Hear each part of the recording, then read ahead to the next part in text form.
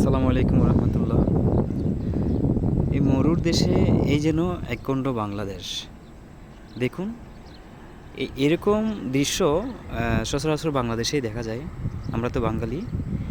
এই মরুভূমির মাঝখানে মানে ওমানে এটা একটা ওয়াদি।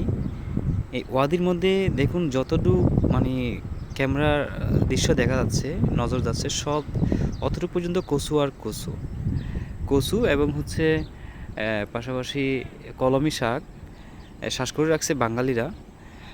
দেখেন কত সুন্দর কচু, কচুর একেবারে বন, এত সুন্দর করে কচু হয়েছে। কিছুই এখানে সার বীজ কিচ্ছু দেওয়া লাগে না, শুধু রোপণ করছে বাস হয়ে গেছে। এই এক একটা কচুর প্রাইস কত জানেন? বাংলার প্রায় 300-350 টাকা মতো একটা কচু অনলি। তবে এই শুধু একটা কচু যে 300 টাকা তা না, এই কচু থেকে যে লতি বের হয় অনুমানিক 200 গ্রাম 250 গ্রাম ওজনের কচুর লতি, এক মুঠো আর কি, এক মুঠো পরিমাণ কচু লতি এখানকার 500 পয়সা, মানে 500 পয়সা। বাংলার প্রায়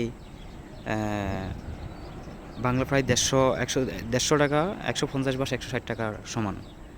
তো চিন্তা করুন যে কত কত কেজি, যে কত মন যে এখান থেকে এই লতি প্রতিদিন, প্রতি সপ্তাহে যে তুলে তুলে বাজারে বিক্রি করে, এখানকার যে বাজারে তো ইনকাম এক এক বাঙালি এই কচু চাষ করে বাংলার প্রায় প্রতি মাসে 1 লাখ টাকা 1.5 লাখ টাকা পর্যন্ত ইনকাম করে, শুধু কচু বিক্রি করে এবং কচু আর হচ্ছে কচুর লতি আর কলমি শাক।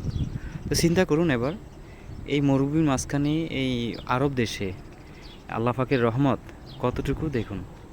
ভাবা যায় যে মরুভূমির মাঝখানে একটা বাংলাদেশের মতো দৃশ্য দেখতে পাবো, আমি কখনো ভাবিনি। আজকে হঠাৎ আমার চোখের সামনে পড়লো, তো চিন্তা করলাম যে একটু ভিডিও করে নিই, আপনাদের সাথে একটু শেয়ার করি। আসসালামু আলাইকুম।